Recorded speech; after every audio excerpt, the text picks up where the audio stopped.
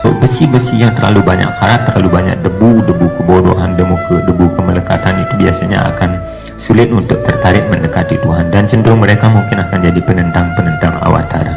Mereka akan menjauhkan diri seperti si Supara.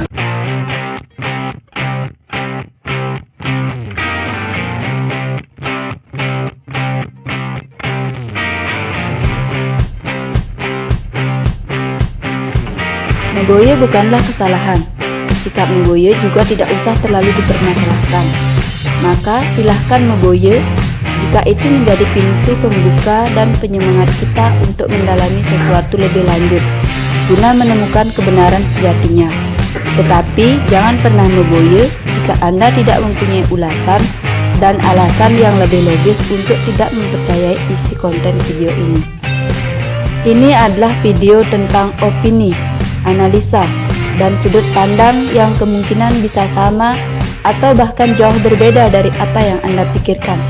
Maka hargai perbedaan dan silahkan tulis sudut pandang Anda di kolom komentar. Om Swastiastu. Dalam episode kali ini, seperti yang sudah saya janjikan, kita akan mencoba mengupas beberapa lila atau permainan ilahi dari Sri Krishna ketika mereka Radha dan Krishna berada di bumi untuk satu misi tertentu sebagaimana yang dijanjikan dalam Bhagavad Gita bab 4 sloka 7 dan sloka 8. Kita akan mencoba pertama membahasnya tentang kedekatan Sri Krishna dengan para gopi dan juga pada tarian rasa lilanya.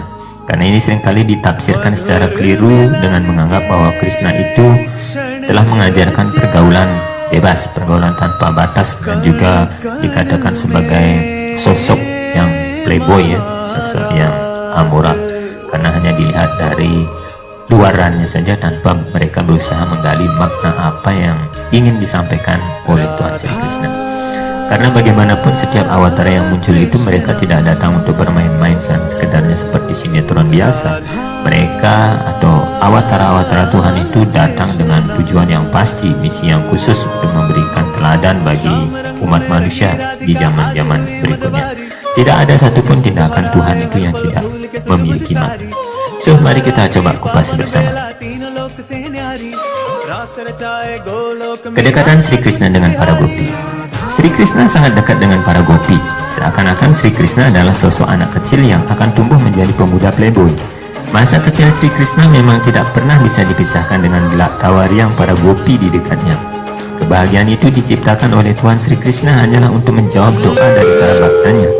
Para gopi itu dalam kelahiran mereka sebelumnya sesungguhnya adalah para resi pada masa Krita Yuga yang hanya akan memperoleh kesempatan darsan dari Tuhan.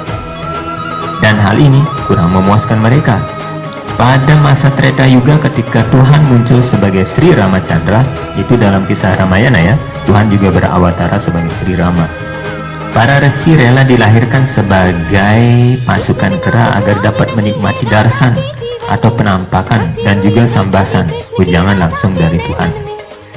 Nah, ini perlu digarisbawahi lagi.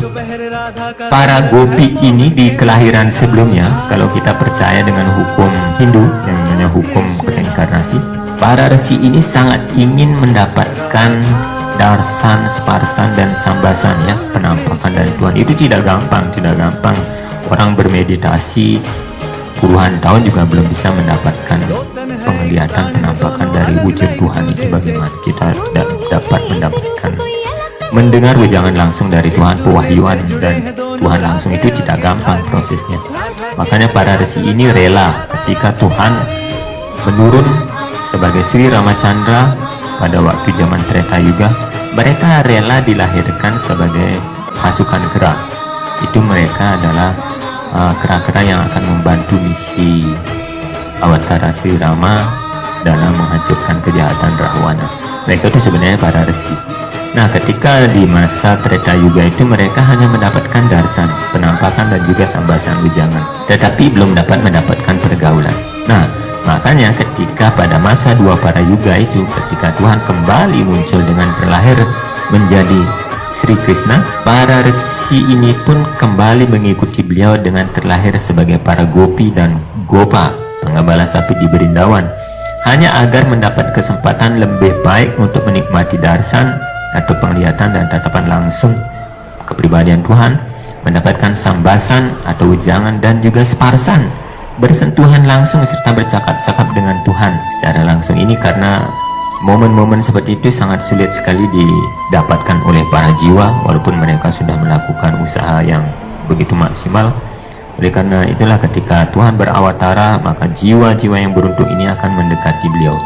Jiwa-jiwa ini adalah seperti besi-besi yang ditarik oleh magnet yang sangat kuat sehingga mendekat. Tapi untuk besi-besi yang terlalu banyak karat, terlalu banyak debu kebodohan, debu kemelekatan, itu biasanya akan sulit untuk tertarik mendekati Tuhan, dan cenderung mereka mungkin akan jadi penentang-penentang awatara. Mereka akan menjauhkan diri seperti si Supala.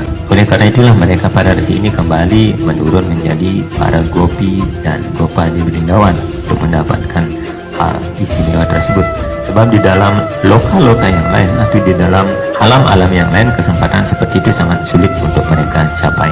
Nah, kemudian tentang rasa lila atau rasa krida, ini sungguh-sungguh merupakan sebuah episode yang kebanyakan dikelirukan dan disalahartikan. Pemuda berkulit hitam keabu-abuan, Sri Krishna, yang menari di saat bulan bersinar cerah dengan para gadis penggembala sapi. Banyak yang tidak memahami bahwa pada saat itu masing-masing gopi mendapatkan satu orang Krishna. Artinya, Krishna pada waktu yang sama telah mengekspansikan dirinya menjadi puluhan Krishna yang sama, yang mana masing-masing gopi itu tidak bisa menyadari kenyataan yang sesungguhnya. Mereka hanya tenggelam dalam sukacitanya masing-masing dengan berpikir bahwa hanya dirinya lah yang mendapatkan Krishna.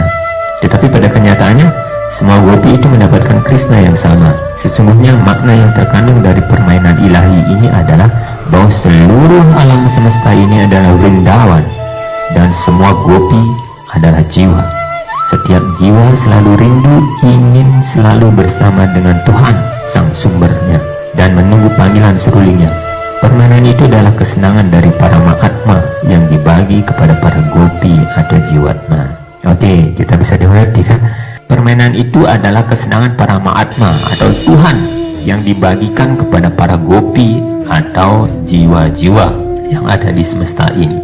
Jadi sudah jelas ya, walaupun dalam film Radha Krishna ini mungkin sutradaranya kurang bisa menggambarkan situasi yang sangat mendekati dengan keadaan pada waktu itu.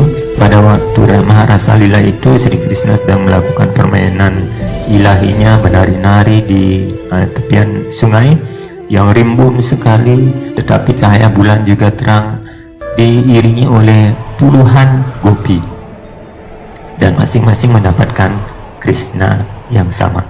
Setiap gopi mendapatkan satu orang Krishna. Tetapi dalam epik ini mungkin sutradara belum bisa menggambarkannya secara sempurna seperti itu. Jadi di sini tampak ada yang kurang mengena, tetapi makna sesungguhnya itulah bahwa Maharasa Lila ini adalah permainan atau kesenangan para Mahatma yang dibagikan kepada para gopi atau jiwatma, karena jiwa selalu rindu ingin bersama dengan sang sumber dari mana jiwa-jiwa itu berasal. Demikian ulasan pertama. Nanti kita akan coba untuk membahas lila-lila selanjutnya. Terima kasih, semoga bermanfaat. Om Santi Santi Santi Om.